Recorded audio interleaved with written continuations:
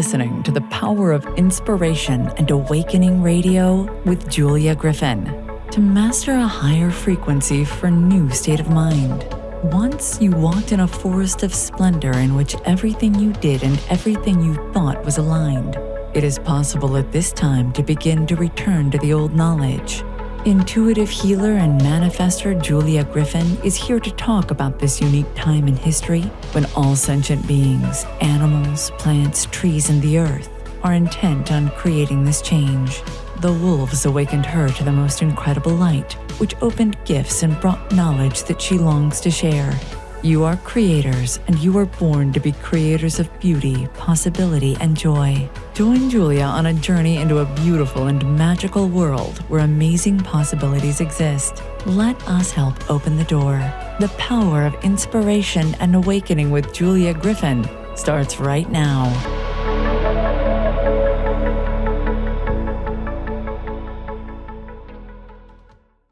Hello, everyone. I'm Julia Griffin, and you're listening to the Power of Inspiration and Awakening on Transformation Talk Radio. Stay with us for the next hour and learn how you can raise your vibration and find a new and better state of mind. I have a very special guest today, Stephanie Redfeather. We're going to talk about being an empath and these beautiful cards that she made for empaths and how you can use them. Stephanie Redfeather is a divine feminine change agent and a champion of empaths. She is an award-winning bestseller author of the Evolutionary Empath book and Empath Activation cards, and they are an oracle deck. Her passion is to help sensitive souls break out of energetic jail and fully embrace their soul's evolution as co-creators of new earth consciousness. As a shamanic minister and prolific creator of spiritual tools, Stephanie founded Blue Star Temple, an online resource for spiritual seekers to learn energetic skills, hone their empathic abilities, access spiritual knowledge, and connect with cosmic consciousness. Her specialties include masculine-feminine balance, which is something we're all working on now, connecting with cosmic consciousness, boundaries, energetic hygiene, shamanic consciousness, embodiment, and celestial mysteries. That's a lot. Stephanie's life has been very unusual. We have a lot of creativity, spirituality, and hard science. She earned a bachelor's degree in mathematics and served as an Air Force officer. She holds a master's and doctorate in shamanic studies and is a mesa carrier in the Pachuki. Is that correct? Hachikudi. Okay, thank you. Tradition of Peru. She's a contributing author to the #1 bestsellers, Animals, Personal Tales of Encounters with Spirit Animals, Chaos to Clarity, Sacred Stories of Transformational Change, and The Ultimate Guide to Self-Healing, Volume 2. You can find her at bluestartemple.org. So welcome, Stephanie. Thanks, Julia. So happy to be here with you. Me too. So let's start by asking you, how did you go from mathematics and a career in the Air Force to writing about empaths and cosmic consciousness? Right. Well, it was one of those dark night of the soul events where you get drug kicking and screaming. So it wasn't like I was like, hey, I'm going to do this. I knew in the Air Force, it wasn't my intention to stay in for 20 years. I was going to do it as long as it made sense. And so I started getting kind of this quiet little voice saying, it's time to get out. And it wasn't like, hey, I know what I'm going to do. It's time to get out. It was, it's time to get out. Now what am I going to do? And so my financial advisor with the company I'd been with for 10 years said, well, Steph, you're really good with people. Do you want to be a financial advisor? And I was like, okay, because I didn't know how to, make decisions with my heart yet. So the short version is I left that after, not even 6 months. Wow. Did it. I lost about $25,000 because I didn't stay in long enough to recoup what I invested. And so leaving the military, starting this new career, and then just hating it and leaving it within 6 months really threw me full force into my spiritual awakening. And it's a 5-year period that I've described as living 100 years, just being in the spiritual crucible, just getting cooked down. And when I came out on the other side, that's when I realized that I had some gifts, that's when I stood up my business, because I realized if I can make somebody else's time in the crucible shorter or less painful and help them understand what's happening, then that's what my heart was leading me to do. And I think you just made two really important points. There's so many people who say, I want to do what you want to do. But I mean, I was like you, I went kicking and screaming, until there was just no other choice. And it's not really like you choose it. It's more like it chooses you. Absolutely. I totally agree. Yeah, it's like our souls set it up for us. And we're like, okay, let's see what the human does. Exactly. So for people who are not familiar with shamanic practices, can you give them an idea of a little bit of what you went through and what you learned? Yeah. There's a lot of different ways to kind of explain or define what it means to be a shamanic practitioner. I have 2 different shamanic teachers I've studied with. One of them is a tradition from Peru, but it really comes down to understanding that at its essence, everything in the world is alive and sentient and conscious and communicating. And so for, in a lot of the indigenous tribes, the native tribes, the shaman or the medicine man or medicine woman, they were the ones that served the community through their ability to connect with the unseen realms, to intuit or know which plant medicines or herbs to give them to help them. They were the seers that could help advise the community about decision making. They oversaw rites of passage and all of those sorts of things. So really it is, to me, the essence of a shamanic lifestyle is recognizing that we are multidimensional beings. We can move through different layers and levels of consciousness. We can communicate with the unseen realms and subtle forces of nature. And that is, it's just something that felt like coming home when I started consciously studying and practicing shamanic traditions. And I think it goes, I want to say it in a way that more people can get it more easily. I can hear plants and animals and people, I mean, just as we're talking now, and every single thing is alive. If you want to go and experience more of life, nature is a wonderful place to start. Absolutely. Yeah. And so then how did you end up writing about empaths? This is so interesting to me. You went from mathematics to empaths. Yeah. Well, I've been an empath my whole life, but for the first 30 years, I didn't know it, so I thought everything I was feeling was my own and, thought I was emotionally unstable and all of those sorts of things we often get labeled with. But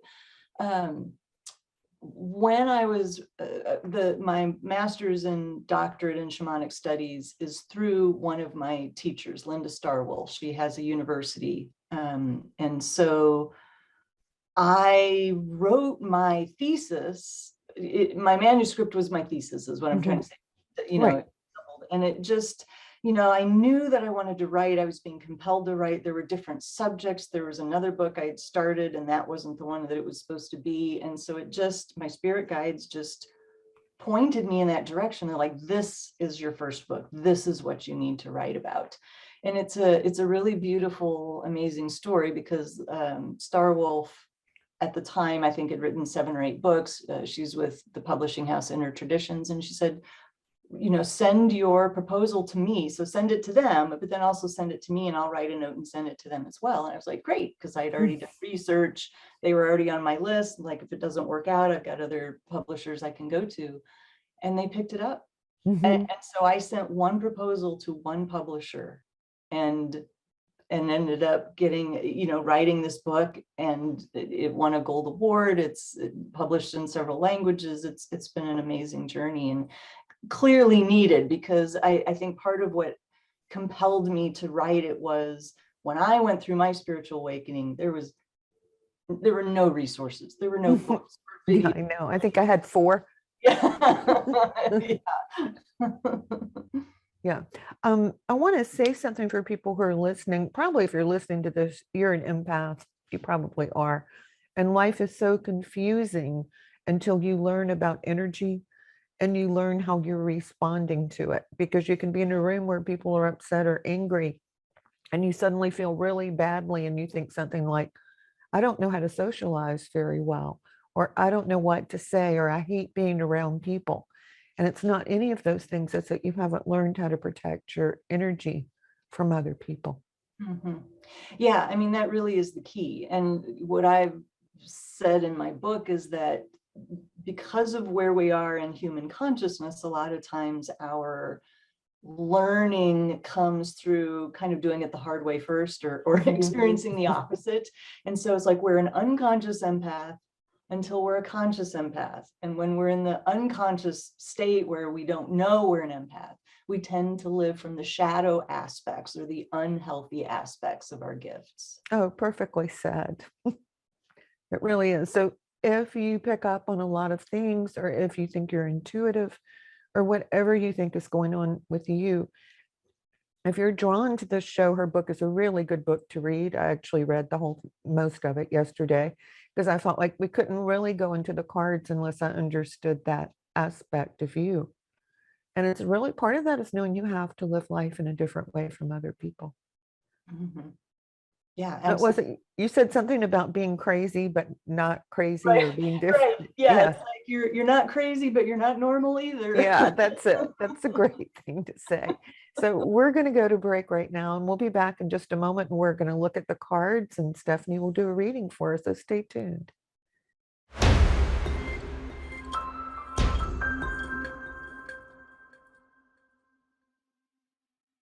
Hello, everyone. I'm having a wonderful talk with Stephanie Redfeather about being an empath in this beautiful deck of cards that she's created. She's going to talk to us about the empath activation cards, and we're going to begin with a reading. So stay with us, because I'm sure it's information that everyone can use. Yeah. So do you want me to dive right into pulling cards, or? Well, you want to give us just a sentence or two, or 4 or 5 sentences about the deck? Yeah. Yeah. So I'm going to hold up the box, empath activation cards, to be used as a traditional oracle, like you would any other oracle deck, pulling a card, doing a spread. But I also created another overlay so that you could read through the accompanying booklet from start to finish and use this as a self-guided initiation into the mysteries of higher consciousness. So this deck is a very high frequency. I prayed over it every day when I sat down to write, when I sat down to paint, so that each person who interacts with these cards receives the highest and best for them. And so I'd like to pull 3 cards, and what I'm holding as my intention is what information wants to come through for all of the people listening to it, listening to this reading, and taking into account that, it's the early part of 2020, what energies are we working with? So I'm just holding those general themes. I think you said 2020, you mean 2022? Yeah, 2022. I must have okay. stumbled over there, over the two. All right.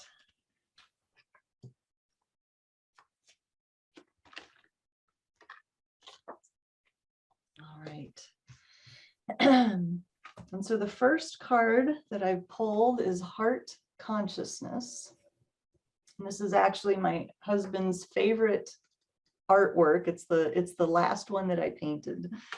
And I'm going to do each one individually, kind of talk about the energy of each card, and then look at all 3 of them and see what the 3 of them are wanting to say together. So in the book, the messages are somewhat long, like longer than maybe other decks you're used to, but I did that on purpose just because that's what my guides wanted me to do.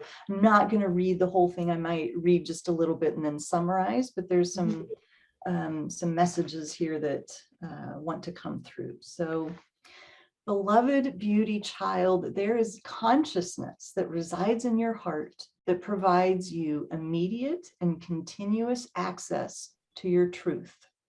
It is time to reconnect with the center of divine revelation. Although your brain is an excellent tool, It is not the prime registry of your feelings, intuition, truth, knowingness, and higher wisdom. And so the gist of this card is really about understanding the balance between the head and the heart. And there's other ways we can say this: the balance between the left brain and the right brain, the balance between the masculine and the feminine. In our culture, we are, for many decades and centuries, we have overvalued, if you will, placed more emphasis on the left brain qualities, the masculine archetypal energies of being very, very linear, direct, straightforward. The masculine energies are about action, so being productive and accomplishing and competition and all of these sorts of things. And we've, I think, falsely slipped into a belief that the mind is everything, that our intellect is the most prized resource that we have. And one of my favorite quotes says, "The mind is a wonderful servant, but a terrible master." And so bringing in the heart consciousness is making space for the right brain, the feminine energies, the intuition, creativity, the softness, feminine energy, the feminine energy is about receiving. It is the passive, but not passive in a negative connotation, but the ability to listen, to be still, to receive, to take. To be receptive. Exactly. Be receptive and to hear through the heart, not the mind. Exactly. And so this heart consciousness card is saying, pay attention to that balance within you. And almost certainly there is information, there is knowingness that you're not fully hearing, that's trying to get your attention. The truth that is in your heart space and the wisdom of your cells is trying to get your attention, is what I would say. All right, so for the second card, light body expansion. Oh, wow. And this is actually one of my favorite. It's gorgeous. You can feel it when you hold it up. Hold it up again. Yeah, it's really potent. And so I'll read just a little bit of this one and then say some more. Beloved Earth child, your multi-dimensional body is going through a major upgrade, and it is time to make space for integration and renewal. Have you been exhausted, disoriented, unsettled? This is a natural part of the process that occurs when your light body is receiving new coding. Energetic upgrades can occur from many sources, including solar activity, electromagnetic frequencies from other celestial bodies, and a turning on of a particular set of energetic ciphers when right timing has been reached. And so this card really speaks about the intersection of the 3D and the 5D, if you will, that we are at once human beings and spiritual beings, right? The saying of we are spiritual beings having a human experience. And so light body expansion is speaking to the times that we're in. We're in a cycle, a grand cycle of ascension of human consciousness and human civilization.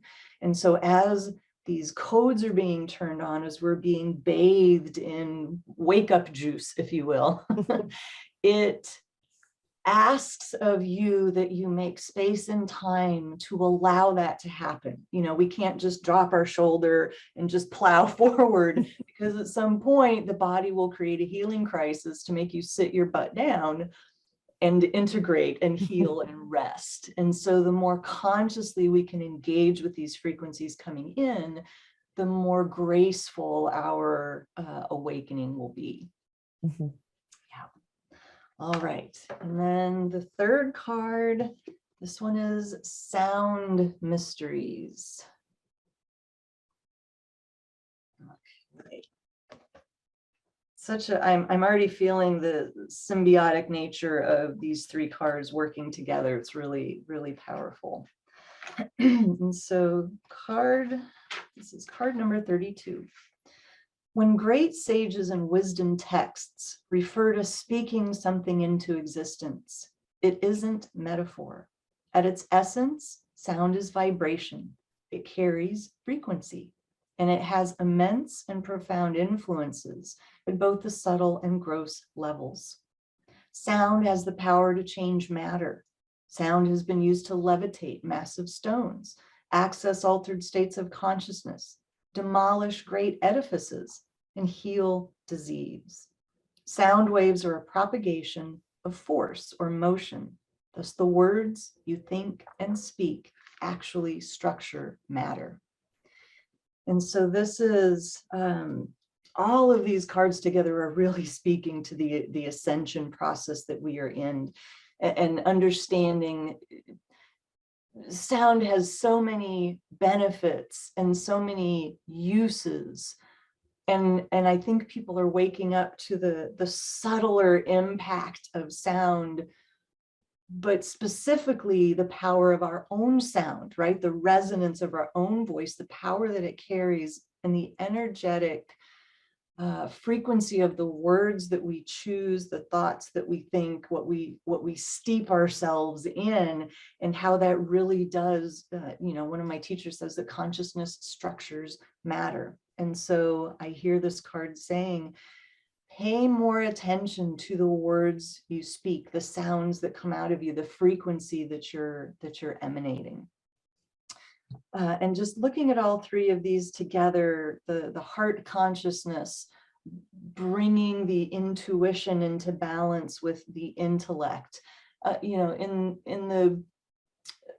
is a wee bit of a tangent, but there are so many texts and videos and books out there about manifesting, but many of them start from the masculine principle, if you will, of doing, acting, being in action, and that sort of energy, where manifesting actually begins with the feminine, right? The feminine energy knows intrinsically how to make space for something to grow. And so it's the feminine that brings in that vision, and the masculine energy, the action principle, acts in service to her vision. And so these three cards are bringing some power.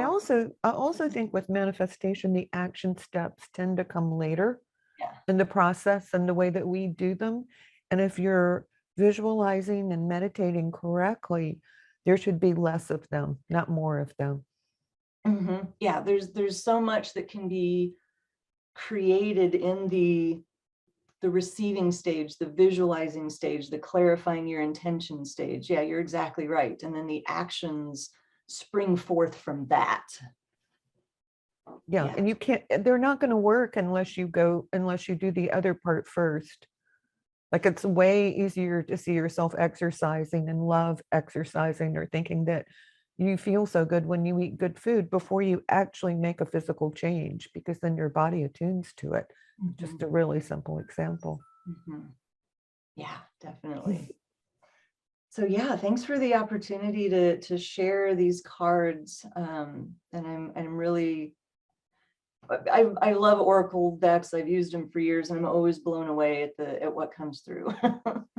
Well, I wanted to say Oracle cards, tarot, none of that stuff has worked for me for the past decade. Whatever I'm thinking, that's what it says. Whatever I believe is the answer, that's what it shows. Mm-hmm. And as soon as I got your cards, I thought, oh, here's another deck that won't work, but I'll do it anyway. And I was like, oh my God, this is exactly what I needed to know. Mm. It's amazing. That means so much to me. Thank you for that, Julia. I really appreciate it.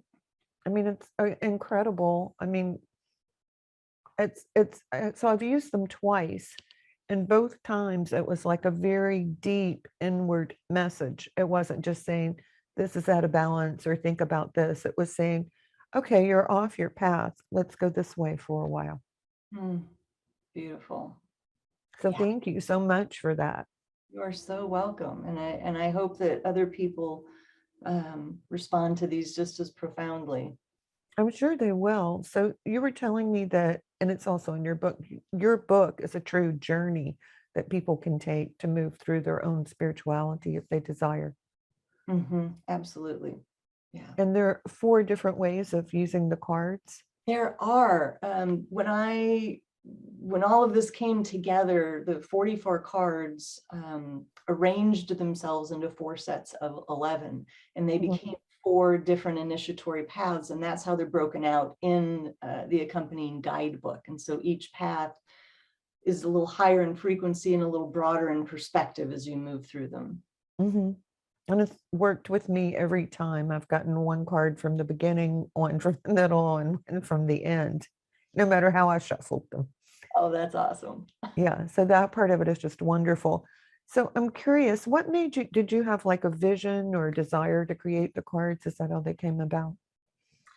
I actually was ready to do this a year before I did. And it was not my intention to create the artwork. I was, since it was my first deck, I was trying to figure out, do I find the artist? Does my publisher find the artist? Do I pay the artist? Does the publisher pay the, all of those things to sort out. And I had a reading with my medium, and she said, well, Steph, you're supposed to do the artwork. No wonder you're stuck. Oh, yeah. And I am an artist, but I don't lead with that. Right. And so as soon as I gave myself permission, then I got the inspiration. And, you may not recognize this if you haven't looked at a lot of the cards, but if you lay them all out, you'll notice that every single card has some combination of circles and or dots. No, I hadn't noticed that yet. And that specifically came through from my guides, that those are the transmission vehicles, if you will, that these geometric shapes and circles and dots are the sort of the activational. I'm looking at it now. Like there's one. Yeah. Mm-hmm. I did think with some of these things, they reminded me of the stars at night. You know how you see different patterns in different places? That was one of the things that they made me think of. I thought that's so interesting because it almost feels as though some of these messages are coming from another universe or the Pleiades. That was a real strong impression I had. Yes, because I have a very strong connection to the celestial realms, and they were invited in for the entire process. Yeah. And you'll notice that some of those may look like crop circles. Other things are just, mandalas that I drew, or, the inspiration for the card messages and the artwork just came really from everywhere. So how long did it take you to do them? Oh my gosh. I did this in the spring of 2020 from roughly March to June. And that is when the pandemic had hit. My income had tanked. I had a bunch of in-person things planned, and I had to take them all off of the schedule, and I was sort of reeling. I'm like, well, this is probably the right time to do this. And so I spent about little over 3 months doing nothing but this. I call it a creation bubble. I was in a 3-month creation bubble where I did nothing but paint and write. Oh, that's wonderful. Yeah, it was very intense. fast too. Yeah, and very, like just neck aches from being hunched over, painting, but it's like, okay, this is how it's supposed to happen. And part of it too was driven by the deadline with my publisher, which I could have pushed forward if I needed to, but my guides, they're like, nope, this is how many cards, this is about how long it would take. And it just worked out. I think they have a lot of universal secrets in them, from what I could tell. I could feel that. But one thing that we haven't talked about, and that is that you say that empaths are part of the evolutionary path from this time. I think some people who are listening probably realize we're between the Piscean and the Aquarian age, which is a dispensation of light. The wheels of the universe open. And then there are other times that correspond to other things. What is it? 26,000 year procession of ages. And then you were talking about, I think, Vedic time in your book about the empath. Yeah, I talk about the Great Year, which is some say 24,000, some say 26. There's a reason for the discrepancy, but basically this grand cycle of time. And the Iron Age, Bronze Age, Silver Age, and Golden Age are within that rise and fall of human consciousness or human civilization, and they line up with the ancient Indian yugas as well. So there's this wisdom comes from multiple cultures. But humanity, we are out of the Iron Age and into the Bronze Age. We are in an ascension process. And so I believe that empaths are here to help humanity ascend to the next level of consciousness. Because, 100 years ago, you were not going to find many empaths. Even 50 years ago, there weren't very many of us, but there are more and more incarnating on a daily basis. And we are the first wave. We are the empathic Big Bang. And there's a quote from the movie Moneyball that says, the first guy through the wall always gets bloody. And that's kind of where we're at, right? Those of us that are here right now, we're the first ones through the wall getting bloody. Right. We don't have the teachers or the mentors or the extended family structure or society or whatever influences that understood us, that knew how to guide us, that recognized our gifts for what they were. So we're the ones that had to have the really challenging experiences so that we could, in shamanic terms, turn our wound into our medicine. And now we are the way showers. We're the ones cutting the path for the ones coming behind us. So as we become more aware of who we are and we create tools or find tools to deal with our energy, we're actually putting out that emanation of energy for other people to follow and align with. Is that correct? Yeah. There's a concept called a morphic field, which is basically like a field of intelligence that surrounds our planet.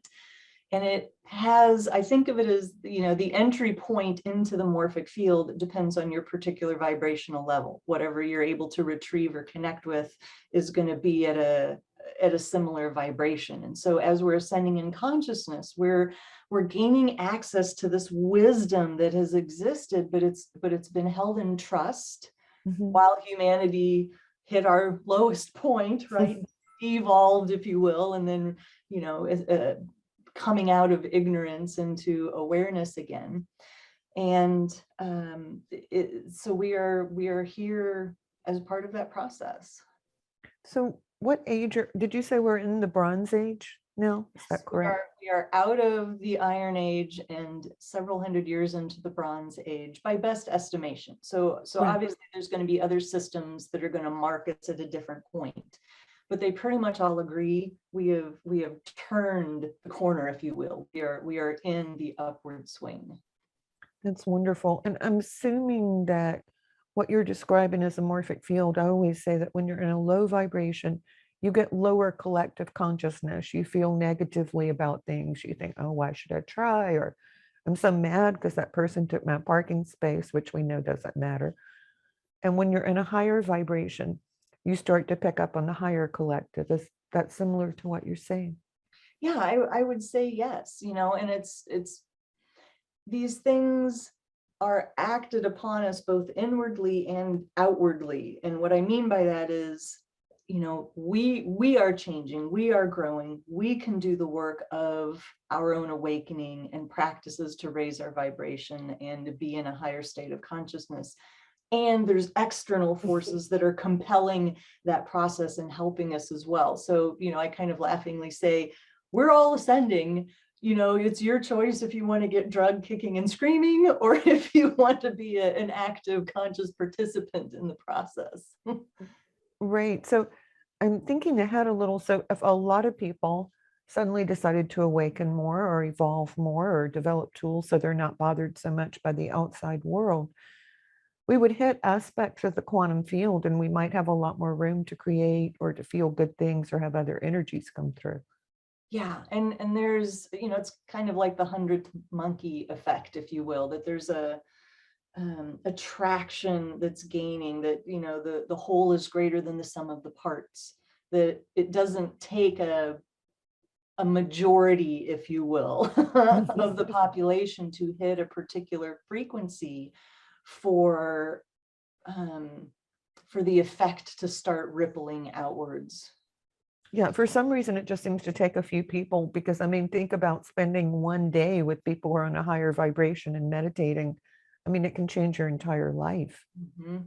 Absolutely. If you allow it. Yeah. So for people who are thinking we need 1 million people or we need 10,000 people, just let go of that. Yeah. I mean, it's one of my cards in the deck is called Shine in Place. And, and it's part of it's written because I know I can get very serious. Like it's my growing edge to be joyful and light, Right. because I go, oh, I have this cosmic mission. And, so if I'm sharing this with people, I try to make a point to say, listen, don't feel like, oh my God, I have a cosmic mission. I have to go create a nonprofit. I have to be go be an advocate. I have to be on a big public stage. And it's like, no, you can just shine in place. Being who you are, where you are matters. You don't have to contort yourself into something inauthentic or unnatural. Being your cosmic mission is just a matter of showing up and holding the light wherever you are. Right.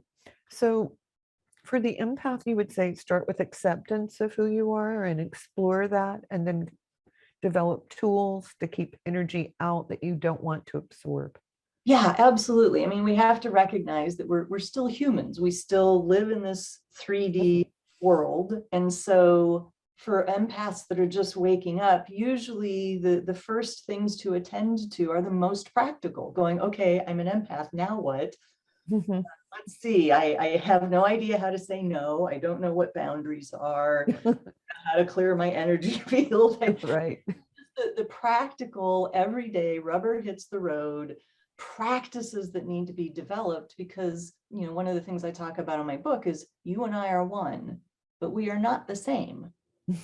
And what I mean by that is, in the highest level God consciousness, we're all made of the same creator substance, right? Right. You can see that. Yeah.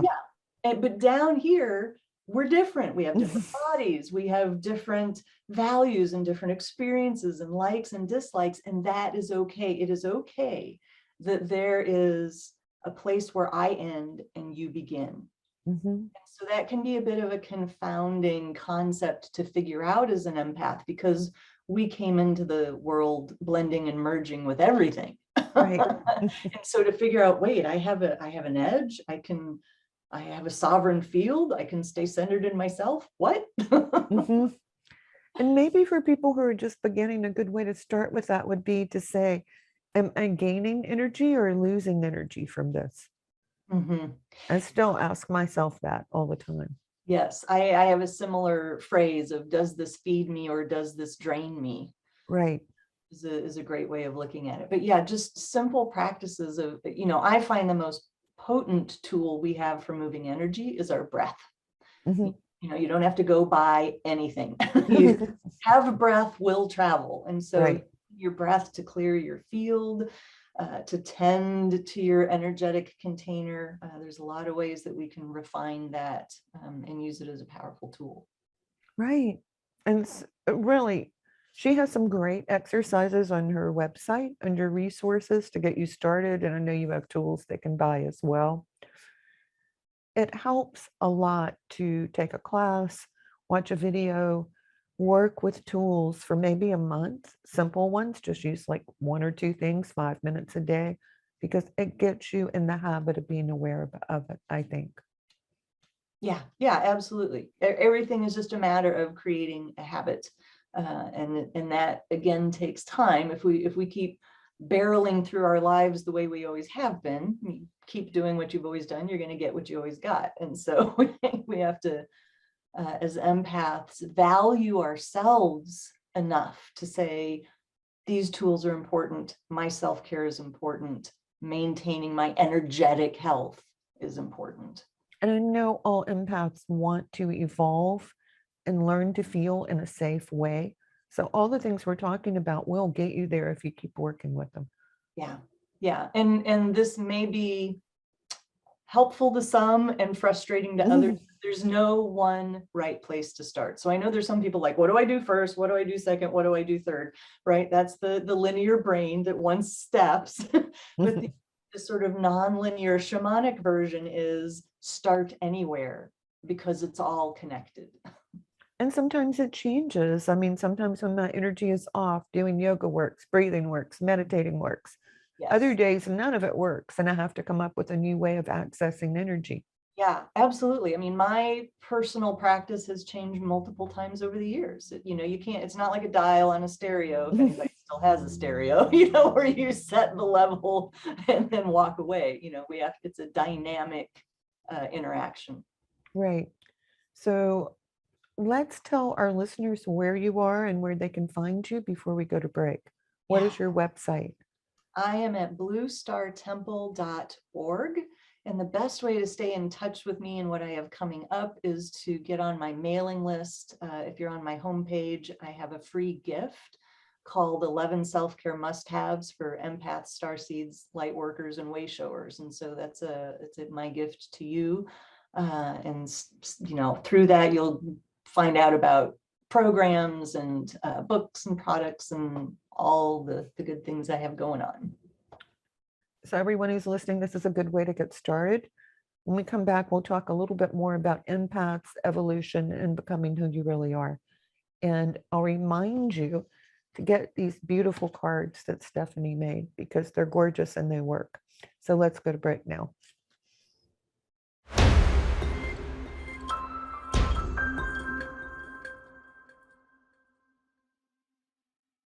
Hello, everyone. I'm Julia Griffin at onetrueself.com, onetrueself.com, and you're listening to The Power of Inspiration Awakening. We're talking with Stephanie Redfeather about being an empath. You can find Stephanie at bluestartemple.org. For our last segment, we're going to talk about some of the things that empaths go through, that we both went through, and how you can let go of some of those memories, feeling that you're hurt or feeling that you were victimized, so anger and pain. So Stephanie, go ahead. Yeah. Well, I mentioned earlier that when we're an unconscious empath, when we don't know that we're sensitive, we tend to live from the unhealthy aspects of our empathic traits. And so most of us are born automatically just feeling everything. It is natural for us to we're energetic sponges. We can feel what everybody else is feeling, whether that's animals, humans, just the energy of a place. And so we don't have another frame of reference to know there's any different way to be.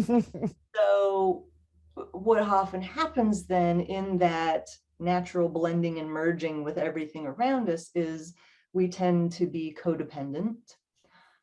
In relationship, it's easy for us to lose ourselves or to defer to the other person, or even take on their likes, their habits, their way of living life. We tend to feel everybody else's emotions and think they are our own. And so we can have this experience of feeling either schizophrenic or, manic depressive, like, why are my emotions all over the place? Well, they're not, because they're not yours. You're just feeling whatever you absorb from somebody else. And so, so commonly we experience overwhelm, overstimulation. Our nervous systems are very sensitive.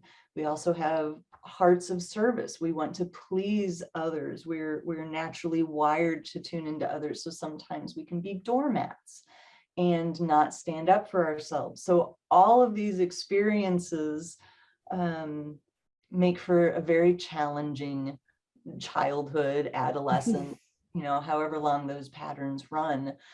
But there's a lot of different ways that we could talk about. How do you heal those things? How do you overcome those things?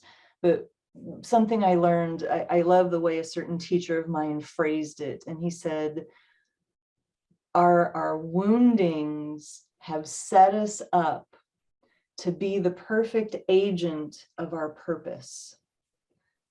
So all of these disparate experiences, all of these things that were traumatic or painful, when we work to accept them, to heal them, to recognize that at a soul level, we chose these for our soul's healing and growth, we can now take, that we negate the charge that those things carry for us, and we're able to take that as medicine now and teach others.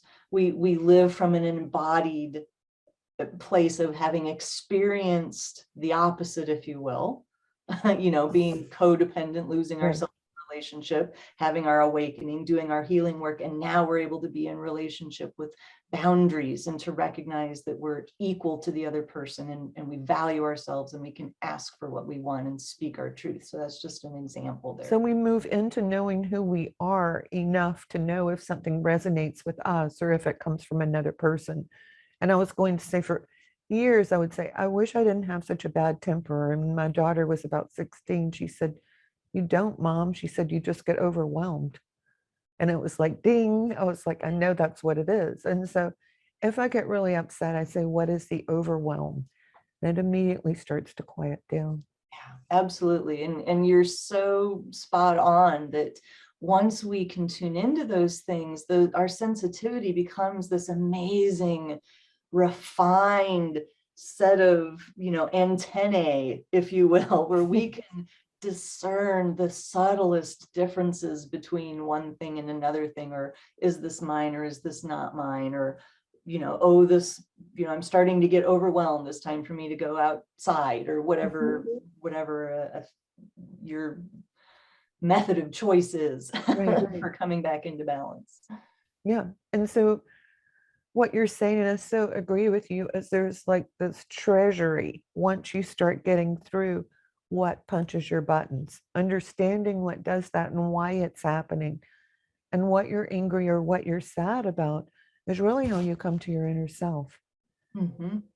Yeah, absolutely. It's that process of healing and holing, coming back into wholeness and inviting those pieces that we banished from the kingdom, if you will, inviting them back in, all the things that we put into the unconscious or shoved into the shadow because we were told that's not right, or little girls don't do that, or your religion says you're not supposed to feel that way, or whatever the source is. We all have these parts that we just cleaved off and said, you are not acceptable. Right, you're in the closet, and that's the same part of you that gets overwhelmed because eventually those pieces start to come out. Yeah, yes, they're always seeking expression. And so if anyone is wondering, yes, we both experienced that type of childhood. Yeah, for sure. So all that is pretty wonderful. Is there anything else that you would want empaths to know, or anything else that you want to say about your book or your cards? Yeah, I just like to kind of complete the conversation by saying, if you're sitting with this idea of, wow, I'm an empath, I'm here on purpose, I have this cosmic mission, and that feels like really heavy to you, or what do I do, or oh my God, what does that mean? Do I have to change jobs? Do I have to move? Is to remember that you don't have to do anything unnatural. You don't have to contort yourself. You don't have to, it doesn't mean you have to do something outside of who you are.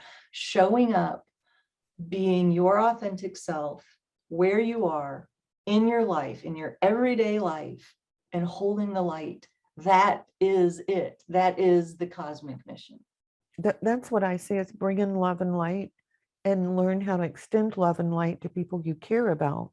From there, learn to send it to the planet. Mm-hmm. Yeah. But there's no hurry. Just start with love and light and emanating it around you. Yes. Yeah. I mean, Gandhi's quote that everyone loves, be the change you wish to see in the world. It starts with you. It can only start with you.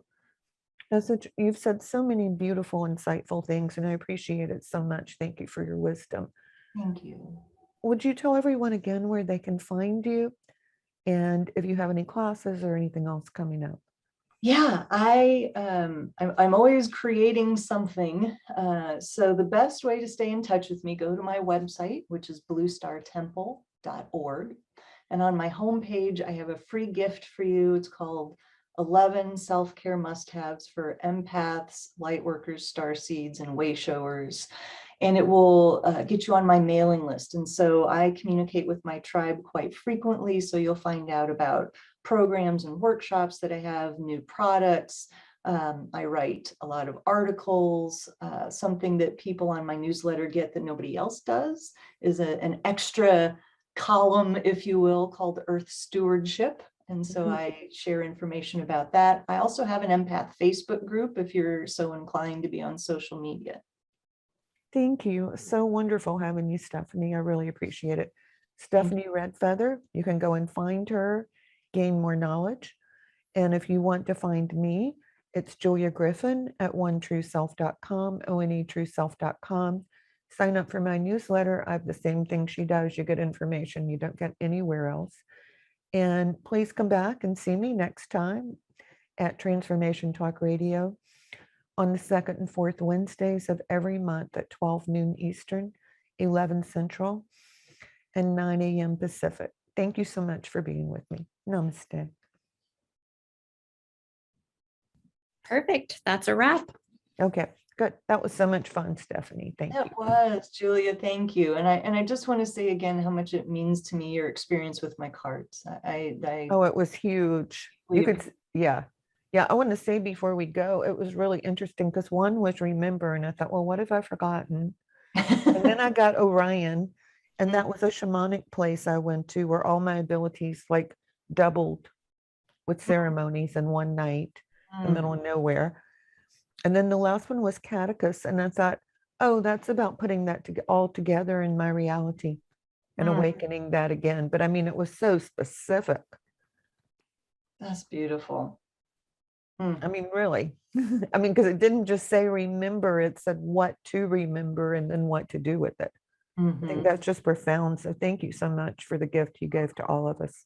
Thank you. And if it's meaningful to you or anybody else that you talk to, all of those images are for sale on my website. Okay.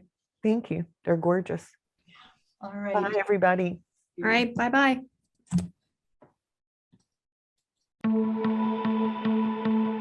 Thank you for listening to the Power of Inspiration and Awakening Radio with Julia Griffin to master a higher frequency for a new state of mind. Join us next time as Julia takes us deeper into the memory of the moments of light where transcendence and enlightenment emerge. The memory of the jewel of consciousness is always lived within you to tap into waves of energy and create huge changes by imagining the beauty of the vision and desires that are hidden in the heart. Learn to find your way back to nature, beauty, and your own heart, which holds the secrets of your existence and future.